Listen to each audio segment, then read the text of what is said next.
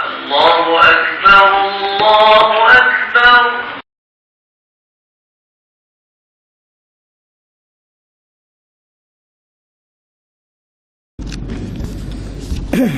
إن الحمد لله نحمده ونستعينه ونستغفره ونعوذ بالله من شرور أنفسنا من سيئات أعمالنا من يهده الله فهو المهتد ومن يضلل فلن تجد له وليا مرشدا.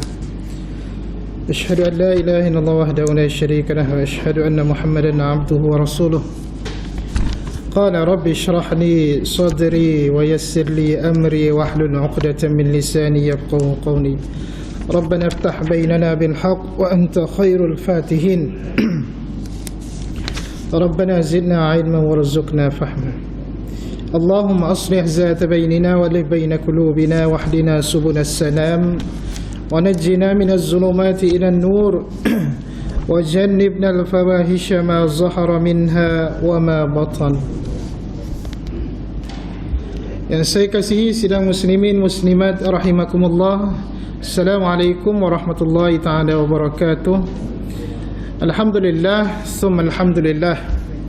Segala puji kita panjatkan kepada Allah Subhanahu wa taala, Tuhan yang memiliki sifat-sifat kebaikan, kemuliaan, kesempurnaan yang layak baginya. Kita merupakan hamba yang lemah, yang sentiasa memohon daripada Sang Penguasa, yang memohon kepada pemilik alam dan pentadbir alam untuk terus hidup dan beramal ibadah dengan penuh ikhlas kepadanya, insya-Allah. Jadi ahli jemaah sekalian, pada malam ini kita akan menyambung pengajian kita berkaitan kitab Syama'ilun Nabi ataupun Syama'ilul Muhammadiyah. Kalau dalam kitab bahasa Arab dia tulis Syama'ilun Nabi, dia guna, kalau dalam bahasa Arab kita sebut al-idafah, penyandaran kata, struktur bersandar kata nama. Syama'ilun Nabi. Lepas tu adalah penulisan yang baru, penerbitan yang baru, dia buat Asy-Syama'ilu Al-Muhammadiyah. Dia jadi sifat mausuf. Itu kaedah nahwu dia lah. Jadi kita berada pada hadis yang ketiga, masih berkaitan dalam bab yang pertama, iaitu bab fizikal Nabi sallallahu alaihi wasallam. Kerana bab fizikal Nabi ini dia agak menyeluruh dan mungkin ada beberapa hadis pada bab-bab yang lain pengulangan yang hampir sama saja. Kita lihat kepada hadis yang ketiga. Betul yang ketiga baru ni kah? Betul. Ketua kelas duduk jauh, kata kita nak panggil, payah. Jadi hadis yang ketiga berkaitan fizikal Nabi sallallahu alaihi wasallam, suatu hadis yang diriwayatkan oleh Al-Bara' bin Azib. Sebagaimana yang kita kongsi, yang saya kisahkan pada minggu lepas berkaitan dengan periwayat Al-Bara' bin Azib. Kita ulang sikit untuk buat homework kita. Dia merupakan adik-beradik kepada Anas bin Malik.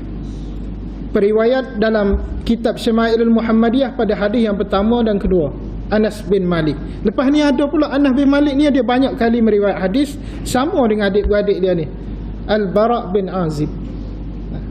Kenapakah mereka ni paling banyak meriwayat hadis berkaitan dengan Rasulullah SAW dalam bab yang kita sebut dalam kitab Syama'ilul Muhammadiyah?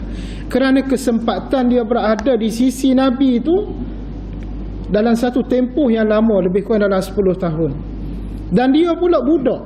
Bila budak duduk dengan orang tua, dari segi kita tengok keakraban dia, dia lebih lagi, kita kata lebih mesra. Sebab apa? Bila budak, kita orang tua kadang-kadang kita rasa suka, kita pegang, kita peluk dia apa semua. Jadi budak ni dia boleh tengok fizikal Nabi. Anas bin Malik ni dia boleh tengok. Sebab tu dalam riwayat hadis yang pertama tu, dia dan cerita bahasanya Nabi ni ada uban tak sampai 20 orang pun. Setengah riwayat kata Nabi ada uban cukup-cukup 14 orang. Maknanya Anas bin Malik ni dia duduk dengan Nabi Tidak mustahil. Dia duduk sebelah pipi kiri Nabi, kau dia boleh tengok, oh sini ubat situ, sikit ni, sini alik ni ubat pula. Sebab tu dalam riwayat kalau kita baca seterusnya beberapa hadis ke depan, Rasulullah SAW memiliki uban pada sideburn dia ni. Bahasa Arab dia sebut Allah, tak ingat. Beberapa uban pada sideburn dengan uban pada kita kata bawah bibir. Lepas tu atas rambut sikit. Jadi tidak mustahil Anas bin Malik tu dia boleh clarify, boleh pasti bahawasanya Nabi ni tak banyak ubat. Jadi Al-Bara' bin Azib ni ada beradik dia. Supaya tu juga dia main dengan Nabi SAW.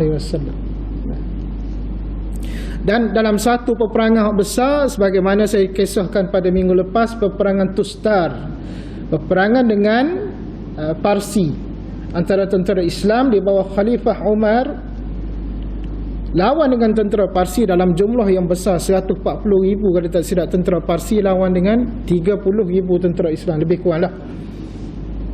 Kemenangan pada tentera Islam. Dia memanglah banyak-banyak peperangan. Selalunya kita tengok dari segi taktikal dia, dari segi jumlah posisi, kita kata antara dua bala tentera selalu Islam ni kurang sikit. Kecuali dalam beberapa kes seperti pembukaan kota Mekah, ekspedisi pembukaan kota Mekah tu, ramailah tentera Islam. Sebab apa? Islam masa tu dia dah jadi dominan, dah jadi kuat. Dan tentera apa kita kata musyrikin Quraisy masa tu dia jadi macam apa ni, kita kata apa ni, tak berani benar lah, jadi pebudak pula dah. Sebab tu Islam mampu menaluki kembali kota Mekah dalam peristiwa pembukaan kota Mekah. Nah, kita tengok pada hadis yang ketiga, Al-Bara' bin Azib, status hadis dia sahih. Nah,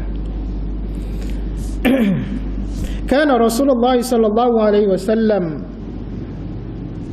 rajulan marbu'an ba'ida ma baina mankibayh azim al-jummah ila syahmati udhunayh, ataupun dalam riwayat lain kata uzunayhil yusra alaihi hullatun hamra ma ra'aitu syai'an qattu ahsana min. Rasulullah SAW seorang lelaki yang sedang, kita kata dah dalam nota tu saya dah tulis ketinggian sedang-sedang, maknanya sederhana Rasulullah ni. Nah, banyak kali dah kita dah ulas tu. Kemudian iaitu tidak terlalu tinggi dan tidak rendah. Jarak antara kedua bahunya lebar, iaitu bahunya bidang. Kita kata bahu bidang ni dengan maksud body dia tu, orang kata kalau dada apa ni, bahu dada bidang, mana fit lah orang tu. Nah, kalau orang tak fit, kita tengok tubuh kita ialah dah, dia dada ni dia tak berapa bidang sebab dia tarik ke perut tu banyak dah. Hak logiknya pada perut tu, sebab Nabi ni ada sahabat tengok perut Nabi ni betul-betul six pack faham dia, hak ada ketul ne butir ketul tu memang perfect perut Nabi. Kita ni six pack juga asal deh, kita semua ni lah, tapi dia jadi 4 pack dah kita ni, 2 pack lagi turun bawah deh, jadi petelur duduk bawah, jadi tinggal 4 butir, makan banyak sama telur hilang lah, dia tak ada. Asal perut kita memang six pack, memang benda tu ada dalam kita kata karakter tubuh kita, memang ada. Jadi kalau kita tak ada lemak bahagian perut, automatik dia akan timbul. Lebih lagi kalau orang buat senaman khusus untuk otot kawasan itu, lagi cepat. Kamu tengok ada seorang instruktor untuk senaman di satu apa ni, kita kata satu gymnasium lah. Dia ada buat satu talk apa ni, satu kita kata apa ni, satu sesi ni lah, tak ceritalah pasal teknik nak guna alat ke apa. Jadi dia pun cerita, dia tunjuk slide gambar dia beberapa tahun sebelum tu lah, dengan tubuh gemuk. Dia kata dia tu lebih kurang dalam, memang BMI tu fail lah, lebih kurang mungkin 100 kot kilogram, sebab nampak gambar tu macam gemuk benar. Lo ni fit dengan tubuh tinggi, bila kurus memang fit comel tubuh dia. Banyaklah antaranya benda ni kita boleh implement, hamba sendiri pun sekadar tahu, bila nak buat tu memang payah lah. Ahli jemaah sekalian, kalau kita nak tubuh kita comel dari segi BMI perfect, paling besar sekali 70% mempengaruhi ni. Bukan kata 100% dah, 70% mempengaruhi kita kalau nak kurus, mudah kata gitu. Iaitu satu ya, pemakanan. Kalau jaga makan tak jogging, jaga makan 70% dia boleh turun. Kalau jogging dia tambah 15 lagi. 15 lagi ada, iaitu kawal stres kita. 15%. Mana jaga makan betul. Amo pernah dulu tahun 2000, tak ingat dah 2014 gitulah. Kita masuk satu sampel untuk seorang pelajar ni, dia nak ambil PhD. Jadi amo pun masuk sebagai sampel. Dia bayarlah 500 lebih untuk satu durasi masa dia tu. Dia suruh kita makan gini-gini, dia tulis lah. Nasi ambil sekitar lebih kurang berapa gram adalah. Jadi kita ikut dia tu lah. Kita pergi ke orang rumah buat senara ke apa, dia akan cedek kita makan ni tu. Ikan, air ke apa makan lah. Cuma karbohidrat tu dia reduce sikit. Sebab tubuh kita, macam tubuh saya, dia kata sudah cukup dah kandungan gula dalam tubuh. Kalau lebih sikit tak comel dah. Jadi kita pun follow. Tak sampai sebulan memang turun tu banyak. Banyak boleh turun. Tapi bukan banyak sampai 5 kilo tak. Dia lebih kurang sekilo lebih-lebih. Kita kalau boleh turun dari sebulan sekilo comel. Dia tak sih turun dari masa sebulan 5 kilo lalu. That's something wrong. Ada masalah pada produk tu ataupun cara kita tak kena. Yang ni bahaya. 5 kilo turun selalu, mudarat paling besar. Tapi yang mau cerita ke doktor tu lah, berkata sepanjang lebih kurang dalam sebulan yang boleh turun tu, ambo ada setengah masalah. Jadi doktor kata tak payah sebutlah, memang dia tahu. Dia automatik tubuh kita ahli jemaah, bila kita berat badan, dia maknanya obes, dah obesity ataupun pra-obes, maknanya hampir-hampir nak obes. Bila kita jaga pemakanan, kita akan berlaku karo paling musibah kita tak sih itu semelit. Dia memang dia panggil istilah diarrhea pula dah. Constipation. Memang jadi semelik pasal kita duk biasa dengan nilai karbohidrat tinggi hari-hari. Kita duk makan nasi sebuku nasi tu, nasi saja tu boleh pergi ke 300 kalori karbohidrat. 300 kalori lah, lepas tu bagilah karbohidrat. Bermaksud 300 tu sebenarnya cukup dah untuk sehari tu. Tapi kita hak nasi aidin ni pagi tu sebuku dah, tengah hari tu sepinggan pula, lepas tu malam tu pula. Memang karbohidrat ni dalam kurungan dia mudah nak pakai gula terlalu tinggi. Jadi gemuk kita ni bukan kerana makan sayur banyak, makan buah banyak, makan daging banyak, tidak. Tetapi kerana kita rutin masyarakat Melayu Malaysia makan nasi banyak tu ya. Jadi nasi paling molek sekali sehari sekali ya. Hak lain lah. Kalau nak makan nasi 2 kali boleh. Ambil nasi sukatel pinggan kita biasa makan, bagi 2. Cedek tengah hari makan ni pula boleh. Tapi kata jadi catu pula, Allah letih. Tak ada nikmat pula dia. Tapi tak ada nikmat sihat. Hak ni ada nikmat silat-silat. Kena tak cik mani kau. Atau kamu kadang-kadang jaga tengok rasa macam tak sedap tubuh. Lah paling comel sekali puasa lah kita kata deh. Ambil senang qaumi. Lepas tu ambil ayyamul bait tu, hari-hari putih 13, 14, 15 dalam setiap bulan hijrah. Ambil tu. Kalau ada puasa-puasa sunat 10 1 Muharram ke apa 10 hari Arafah ke, ambil gitu ya. Cuma satu amal yang hamba buat, alhamdulillah. Hamba tengok ialah hamba pun harap-harap benda tu jadi kebaikan kepada kita lah, sihat tubuh. Iaitu setiap kali hamba makan nasi, hamba akan makan dalam satu kuantiti tetap, iaitu 2 hingga 3 sudu nasi. Sudu nasi bukan sudu teh, minyak zaitun. Hamba tu yang amal rumah hamba. Hamba ada 1 botol minyak zaitun, hamba minum. Tengah-tengah makan kita minum. Kalau boleh masuk dalam nasi pun boleh. Tapi hamba lebih selesa ambil minum sebab sekali telah gluk. Kalau duduk dalam nasi dia jadi pekat dia tu, kita berasa pun leik, berasa macam apa, tengik. Tak sedap. Sebab ada satu kaedah tu, dalam satu kajian research buat, dia minyak zaitun ni dia lebih bertindak dengan agresif dah kita kata deh, memberi dia pergi lawan celah-celah hak mana tokoh-tokoh dalam kawasan teri darah kita nak pergi ke jantung tu, dia boleh tembak masa kita sedang makan, kita implement dia, kita guna sekali. Tapi kalau nak tidur kita ambil 2 sudu. Kalau kita jarak masa makan, lepas makan nasi kita rehat 3 jam baru ambil dia kurang sikit power dia tu. Jadi guna dia, kecuali minyak madu lain. Madu boleh. Madu memang dia perlu satu masa untuk dia sendiri.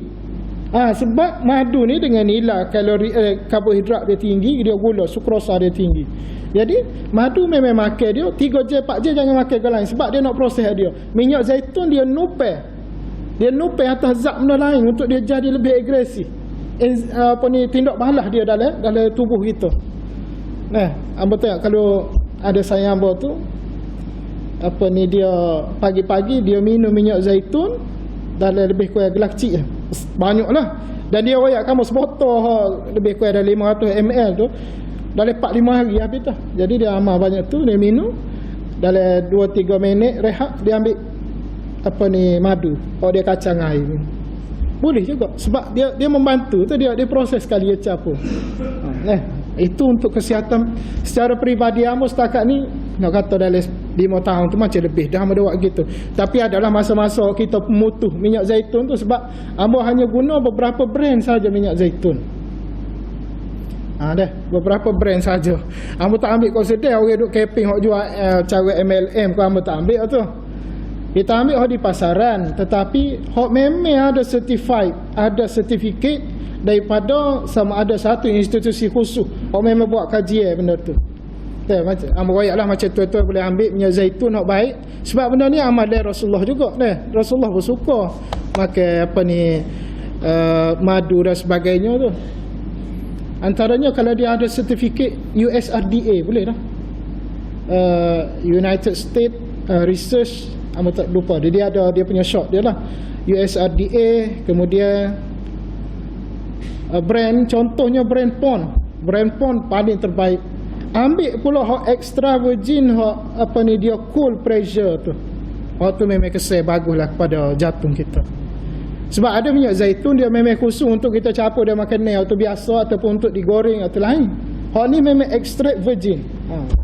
Super madu. Semua hamba pernah baca satu research berkaitan dengan madu di Malaysia kita dan di Indonesia. 80% pasaran kita lah ni madu adalah tiruan. Ni kajian daripada seorang researcher daripada Universiti Melaya. Lepas tu di backup oleh 2-3 orang researcher daripada UMT dan juga USM. 80% pasaran madu tidak asli. Bila madu tidak asli kita boleh royaklah, boleh capur dengan gula, mungkin boleh capur dengan aspartame hak jenis dalam coklat. Ada jemaah berasa tak setengah-setengah coklat ataupun satu-satu produk dia tulis tanpa gula. Bila kita balik kita boleh gelas minum rasa manis. Itu dia panggil gula tiruan. Gula tiruan ni memang bahaya. Dia boleh menyebabkan kadar otak kita ni jadi orang kata celaru. Kita duduk bawa kereta, aku ni duduk mana? Biasanya apabila kita banyak banyak mengkonsumsi atau mengguna gula-gula tiruan, contohnya dalam bubblegum. Bubblegum tu kadang-kadang dia tulis kan non sweetener, no sugar. Kita pun kata tak ada sugar ni baguslah, kita ada kecil manis kan, tak ada gula. Kita makan manis juga. Tu mungkin manis dia tu kurang sikit dah. Lepas bawa kereta, apa ni suruh macam lain dia, suruh macam nak terbang. Kesal dia tu, kesal gula tiruan ni. Sebab tu di lupa di mana, Kanada ke apa, diharamkan. Amerika memang bebas jual, Kanada memang tak boleh. Gula tiruan, aspartame kan nama dia adalah. Jadi balik pada hadis kita, ahli jemaah sekalian, maknanya bahu Rasulullah SAW bidah. Tubuh sihat, bahu bidah. Sado lah kita kata dia sado, toko comel. Tapi tidak toko macam katok tu tak juga. Setengah orang tu kan jenis beno badai betul. Kita tengok pun letih benarnya dia tu. Sebab tahi dia lari tu kocok habis. Dah ada satu pengakuan hamba ingat, hamba Allah tu dia body lah gitulah. Dia pernah ayat kamu, ustaz hamba ni tak boleh nak berenang. Pasal apa? Berat tubuh dia. Dia kata dulu tahi dia fit molek kurus sedar. Lepas ada dia duk beno badan, dia kata nak bunuh letih tak boleh. Wallahualam setara mana kita tak tahulah. Mungkin dia tak urut ke lagu mana kekuatan dia. Tetapi kita tengok dari segi hukum, kalau siapa nak beno badan berketul-ketul gitu bagi hamba dah tak ada keperluan langsung. Hamba nak kata haram pun kita tak tahu juga fatwa lagu mana pasal isu tu, kita terlalu muasirah, terlalu contemporary sangat. Tapi kita fikir apa keperluan dia? Tak ada keperluan pun. Jadi tak ada guna. Sekadar nak fit badan, tak ada ketul-ketul, mungkin kita asal logik lah, boleh lah. Tapi untuk ketul tu Lepas tu apatah lagi kalau jenis belawai petani pokok dia. Sudah ada jemaah pokok dia kalau belawai jangan. Dia seolah tak malu langsung. Nah, aluh tengok kau gotu burung tu kat aluh kecil ya. Sungguh nak ayak. Nak kata burung cantik kau lagu tu ya.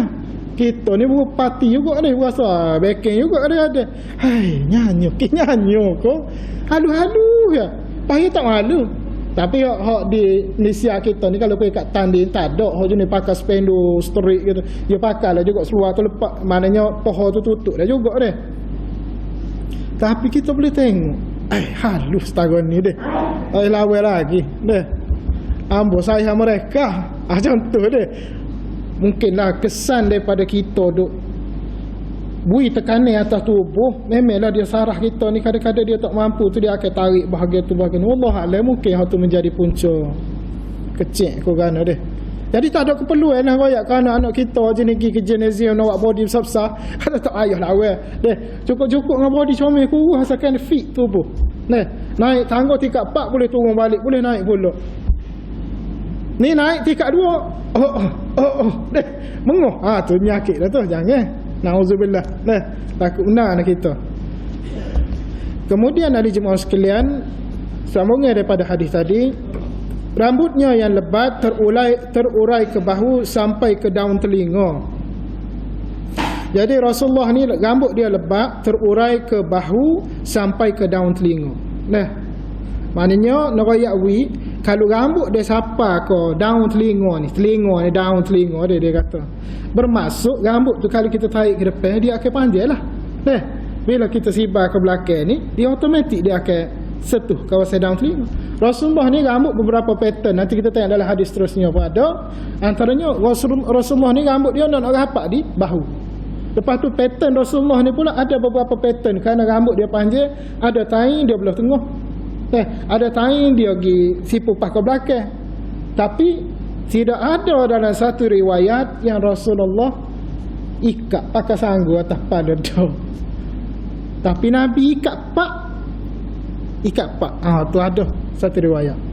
Kita akan tengok nanti bak rambut pula situ. Jadi kalau kita nak sipai rambut panjang, boleh lah.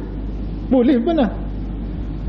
Dia ada dua pandangan ulama nak sipai panjang tu. Dengan masuk panjang tu tidak lebih pada bahu lah. Kalau lebih pada bahu tu nampak menyerupai perempuan, tak silah tu. Tak sih. Boleh. Setengah ulama pandangan dua pendapat. Pertama kata sunnah boleh sipai, dapat pahala. Setengah yang kedua kata dak. Harus saja. Nak buat boleh tak buat siapa. Jadi kalau kamu berpegang dengan haruslah. Nak buat boleh, tak saya buat tak apa. Tetapi kalau uruf kita, suasana, uruf ni maksud suasana. Masyarakat kita melihat kalau rambut panjang tu tak comel, maka tak perlulah kita sipai rambut panjang. Lebih lagi kalau menyerupai perempuan deh. Sebab lah ni menyerupai perempuan ni dia subjektif sikit. Sebab orang Tino tak semestinya rambut panjang. Lah ni rambut pendek pada orang Tino. Jadi kita seolah meniru dia pula. Tak sih juga. Banyaklah. Dia banyak isu kita kena kaji kalau kita nak memilih rambut panjang nak menyerupai Nabi. Banyak isu kita kena kaji. Dan isu tu pula paling mudahnya kerana rambut ni dia bukan kata sunnah betul-betul. Supaya cara Nabi ajar kata nak makan guna tangan kanan, nak makan baca bismillah, tu sunnah memang tepat 100% perbuatan dalam bentuk perintah Nabi ajar. Nabi anjurkan. Kalau kata rambut panjang ni pattern, dia panggil jibiliyah, ghairu tashri'. Contoh lain ke apa? Jibiliyah ni contoh lain ya, jubah. Kena faham molek.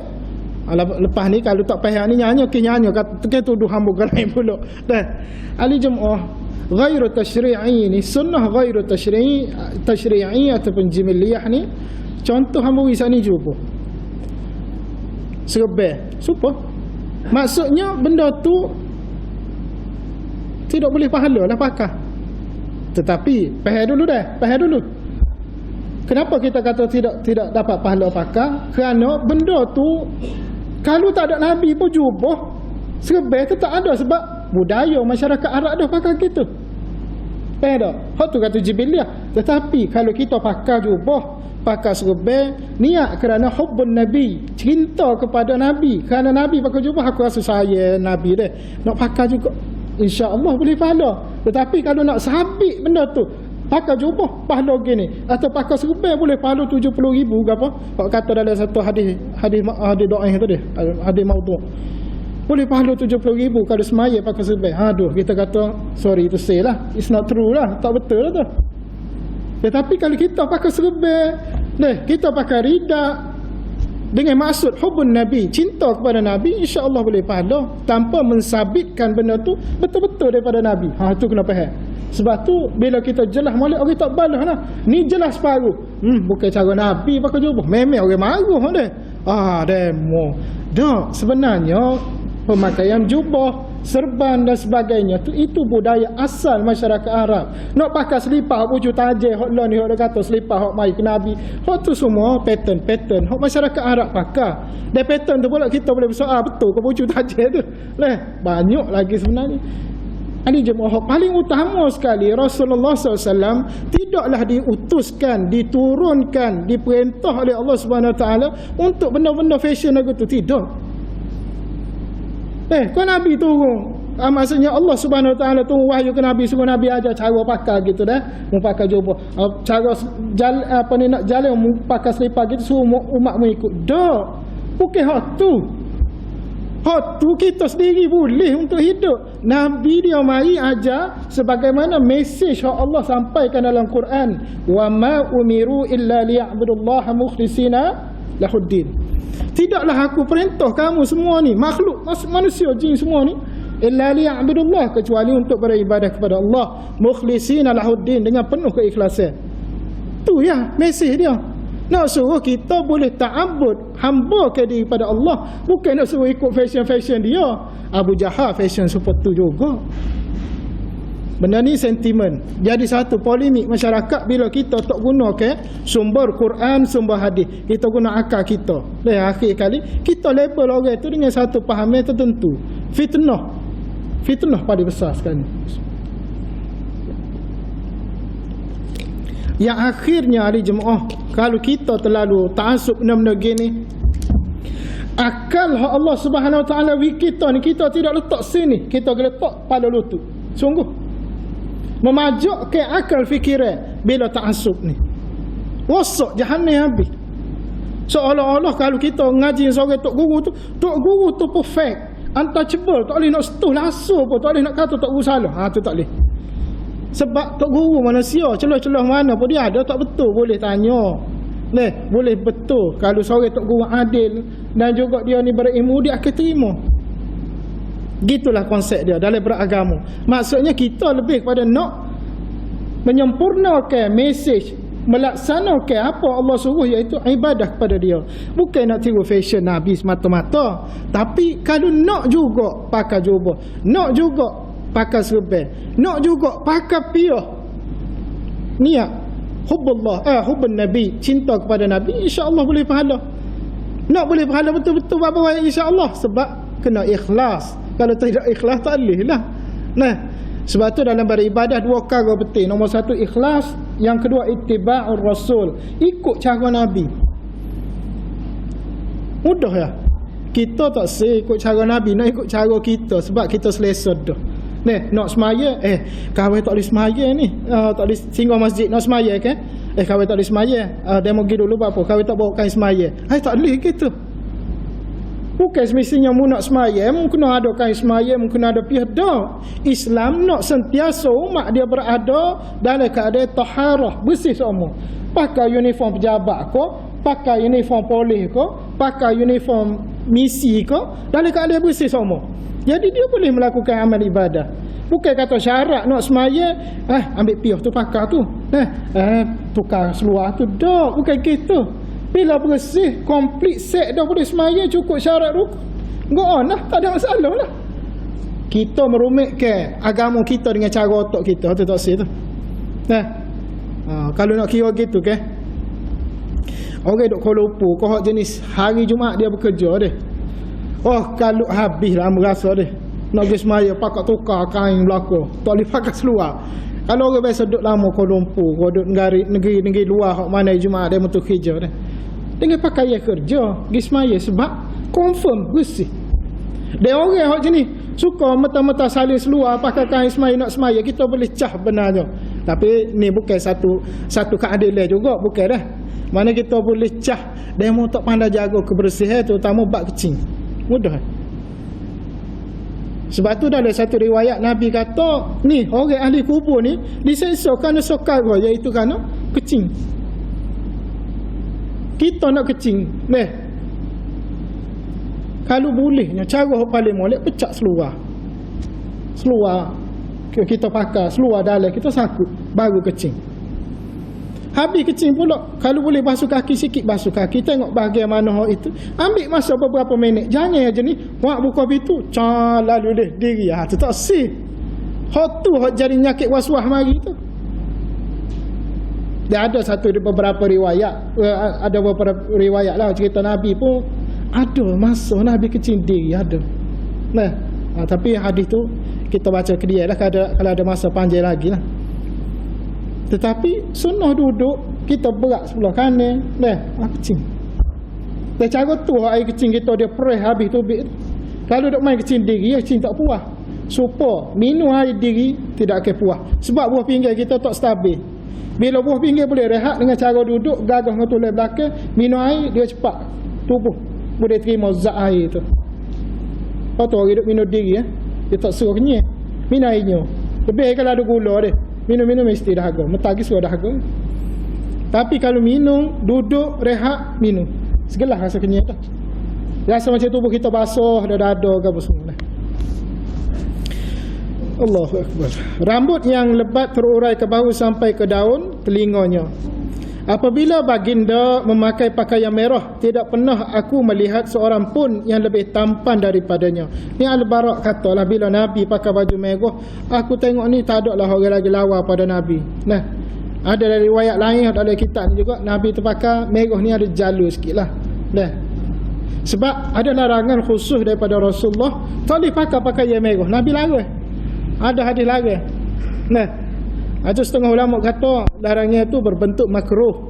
Ada setengah ulama kata larangnya tak boleh, memang kerah lah, tak boleh pakai merah. Jadi sebenarnya bukan kata lagu tu, dia ada perbahasan panjang lah. Setengah ulama kata boleh, tak apa. Boleh. Kita tengok nanti baju merah kan Nabi pakai dalam hadis bab pakaian apa semua nanti. Kemudian hadis yang keempat, sebab beberapa hadis ni dia ada kesamaan dari jemaah Periwayat Al-Bara' bin Azib juga hadis sahih. Anil Bara' bin Azib qala ma ra'aitu min zi limmatin fi hullati hamra'i ahsana min Rasulillah sallallahu alaihi wasallam lahu sya'run yadrib.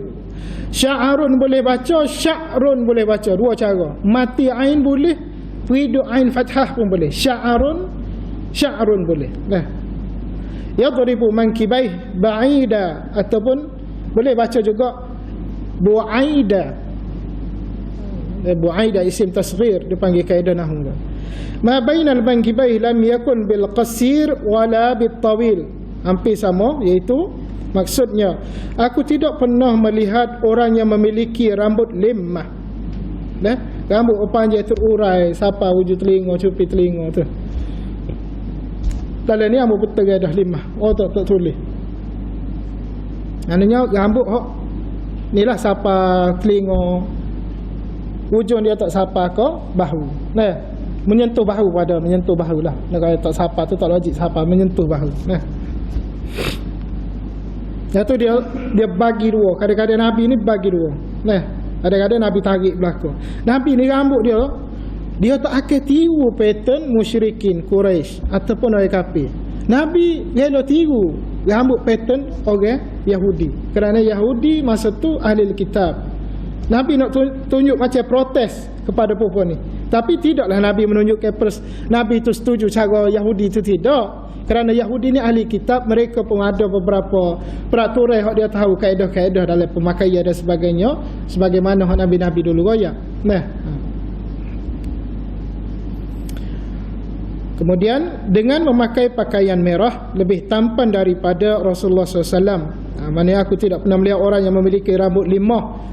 Kemudian kalau Nabi tu pakai merah lebih tampan, maknanya Nabi ni lebih tampan daripada hak lain. Kena ambil ayat aku tidak pernah tu juga. Kalau tidak, kata Nabi lebih tampan daripada Nabi, mari orang lain pula. Ayat tu bolok deh, jadi tak faham. Tidaklah. Baginda memiliki rambut yang mencecah kedua-dua belah bahunya. Nah, kedua-dua bahu baginda bidang. Baginda bukan seorang yang rendah dan bukan juga terlalu tinggi. Pengulangnya daripada hadis-hadis lepas, syarah dia lebih kurang. Nah. Jadi hadis ni direkodkan oleh Muslim, Abu Daud dan Tirmizi, mengatakan hadis ini hadis hasan sahih. Nah, hadis sahih.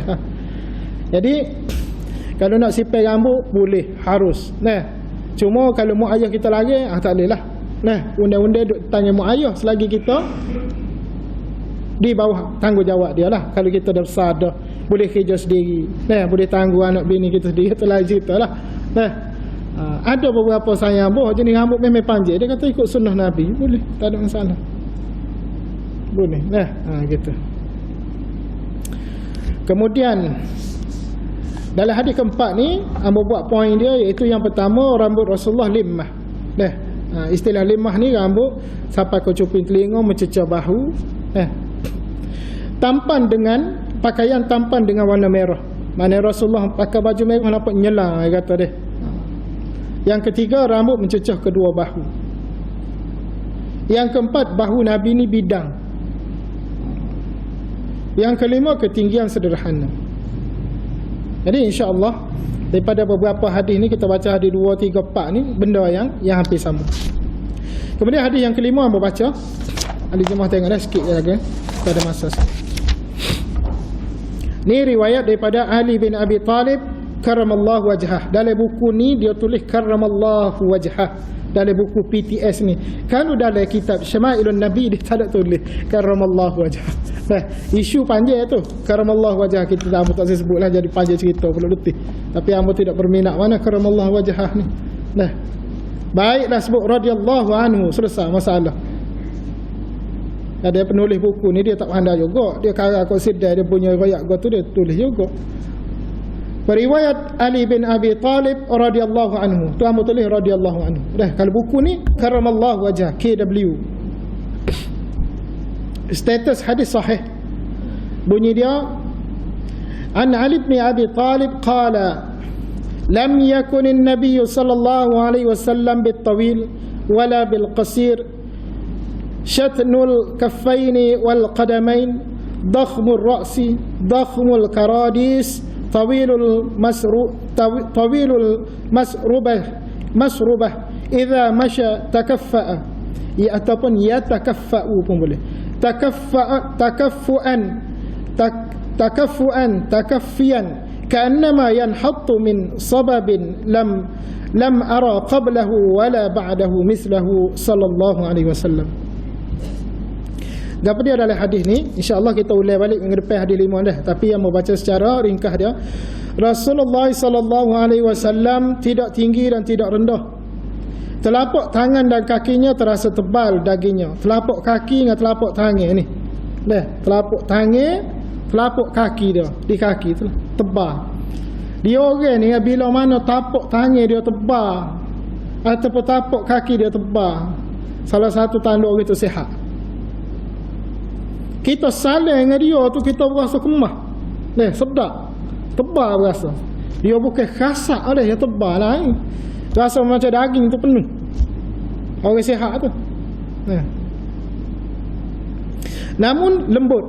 Maknanya walaupun tebal isi Nabi, tangan dia isi tangan dengan kaki, tetapi lembut. Kepalanya besar. Nabi ni kepala besar. Kepala besar ni, fizikal kepala besar, bukan kata simpulan bahasa kepala besar. Simpulan kepala besar tu dengan masuk orang kedebel ni. Ataupun apa, kepala angin dah, simpulan bahasa tu. Kepala besar tu. Dia orang kepala besar ni kebanyakannya memang cerdik. Boleh nipu orang. Macam-macam. Orang kepala kecil ni dia, yalah kita tengok pun macam tak berapa lah sebab kecil. Memang otak akan kecil lah. Walaupun otak kita ni ada kanan kiri, Allah Subhanahu Wa Taala boleh jadi dia kecil, boleh jadi dia besar. Tapi jarang kita tengok orang hok jenis pala kecil cerdik jarang. Sebab dia ada satu penyakit sindrom, dia bukan sindrom Down dah, dia ada satu sindrom. Dia macam autism juga sebenarnya, tapi aku lupa nama khusus dia. Dia pala kecil. Dia automatik dia orang gini dia ada masalah dari segi kognitif dia, otak dia tu nak menakut maklumat tu susah, nak ingat susah, jadi tak cerdik. Maknanya ada setengah tu jadi tidak siomel dah. Tapi Nabi pala besar. Bila pala besar ni dia kata memori tu sedap lah. Komputer kat dia kata berapa? 3 tera kalau ni dia. Kita duk pakai megabyte lagi, dia tera dah. Tahu tera dia. Ambo sebut lah.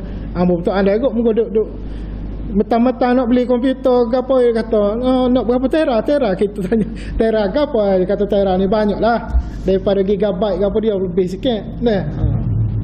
Tera dia panggil. Gitulah teknologi ni. Kita tak ada nak ambil. Kita duk berasa bisa dah kita ngerosak dia. Mentang-mentang tak korang, mentang-mentang siapa video baca. Subhanallah, canggih lah ni, tak sedar ayat lah. Lebih pada tu. Maknanya kecanggihan ni, teknologi ni, kalau kita salah guna, memanglah dia jadi agent Dajjal juga, benarnya. Jadi medium platform Dajjal nak sebar kerosakan di atas muka bumi. Tetapi kalau kita pandai guna, dia jadi satu benda memang bermanfaat dan amal jariah kita. Ada minggu lepas hamba beri satu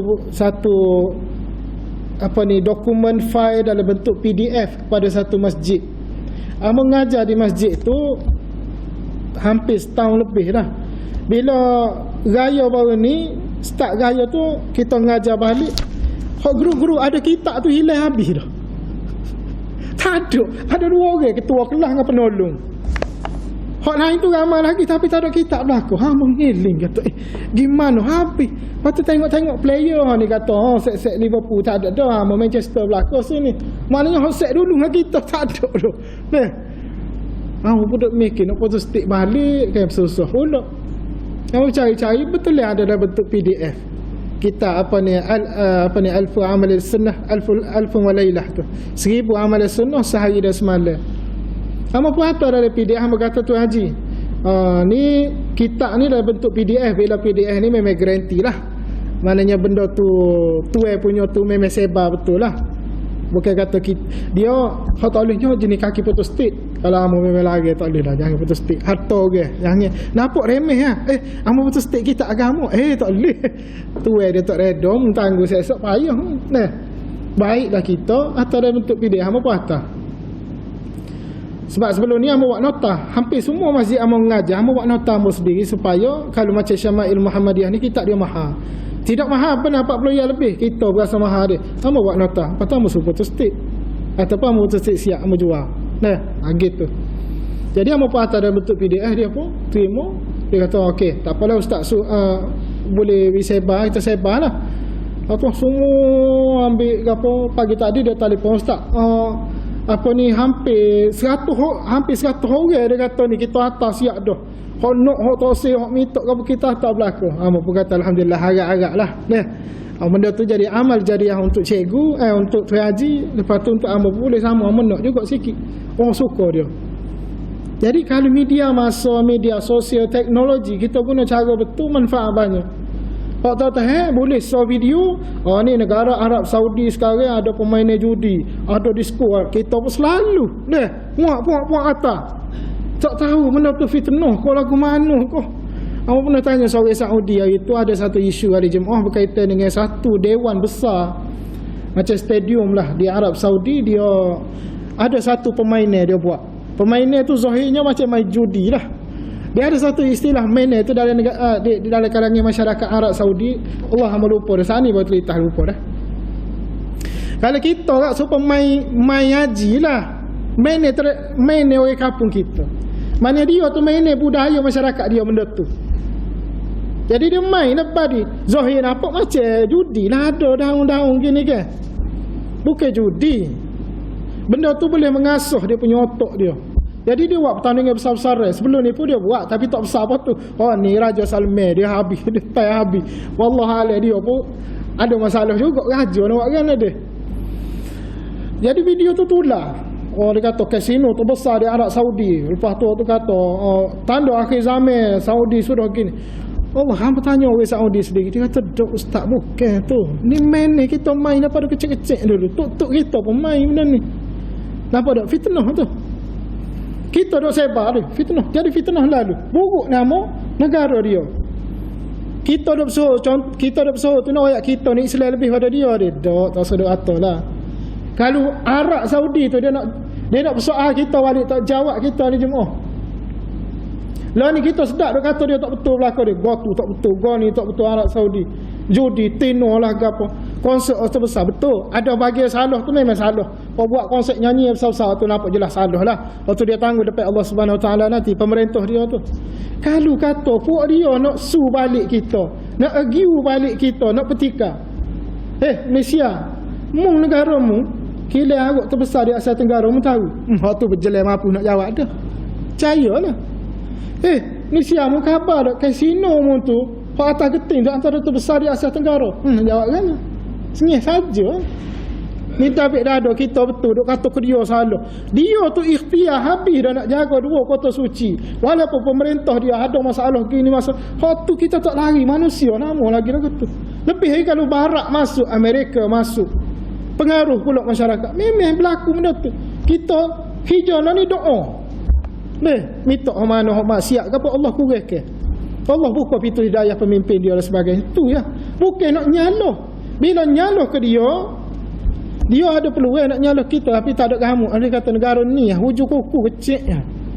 Tetapi kita tak puasa. Satu jentera, satu kekuatan yang sedar nak ambil peluang celah-celah kita mengata kepada Saudi iaitu orang kafir. Orang kafir tepuk tangan. Dia kata tak penat kerja dia, rasa orang Islam sama Islam duk balas. Orang Syiah suka. Syiah lah ni suka tepuk tangan lah ni. Pasal ramai mana orang Islam yang bodoh duk nyala sama-sama Islam. Kok jelas kafir Syiah. Nak kata kafir pun boleh lah. Sebab ada bahagian dia tak betul benar dia. Dia laknat sahabat Nabi, dia laknat Aisyah isteri Nabi dan sebagainya. Kita tak nampak tu. Kita duk kata Saudi ni negara gapo? Wahab gapo? Hamba tak ingat wahab gapo tu. Hak nu sesak ni. Jangan. Ana wayak sungguh. Allah tanya esok tu. Ni mu ni kata orang gini-gini mu tahu gapo? Jangan sebarkan lidah kita ni. Kena ingat mana. Wala takfu ma laysa laka bihi ilm inna sam'a wal basara wal fuada kull ulaika kana anhu mas'ula. Allah kata cara mudahnya nak faham, jangan jaga lidah kita ni. Semua benda ni kecek belakang depan Allah. Sam'a telinga, mata, basara penglihatan, wal fuada hati perut kita. Royak belakang depan Allah sesok. Mulut koci tak ada nak sebut gapo. Masa tu kalau kita memfitnah orang, jawablah. Kadang kita ni rasa benda tu biasa sebab kita rasa macam tak ada gapo. Kita duk kata orang tu lagu ni muka tak ada depan mata kita. Contoh kita kata artis lah. Artis tu gitu ni, jahat gini-gini dia. Pemimpin tu, dia tu curi duit tu 2.9 bilion. Lepas tu bini dia ambil beg orang pun. Sedap kita kata. Jangan. Duk dia baik. Kalau kita sekadar baca tanya maklumat boleh. Jangan statement tubik pada kita dia ni memang curi, jangan. Kecuali statement tu memang tubik secara rasmi boleh lah. Bukan kata isu politik ya. Siapa-siapa orang lain selain pada kita. Jangan main tuduh orang mudah-mudah fitnah. Lebih baik sipeh. Cerita sipeh. Kecik benda lain banyak lagi. Nabi kata, "Man satara mu'minan satarallahu yaumal qiyamah." Siapa hak sipeh keaiban saudara dia, Allah Subhanahu Wa Taala akan sipeh aib dia hari kiamat nanti. Aib kita ni banyak, aib kita ni kehinaan, kemaluan kita ni besar sebenarnya, terutama di hari akhirat. Bila di dunia kita sipeh aib orang, kita tak ambil kisah orang nak kecek pun kita kata nanti kau tak sedengar kecek ke lain. InsyaAllah Nabi kata Allah sipeh aib kita malu ni di akhirat. Allah sipeh. Orang tak ada nampak, kita takut di akhirat orang nampak malu kita. Cukup dulu jemaah sampai setakat tu. Billahi taufiq wal hidayah. Assalamualaikum warahmatullahi taala wabarakatuh. Bismillahirrahmanirrahim. Alhamdulillahirabbil alamin wassalatu wassalamu ala rasulillah.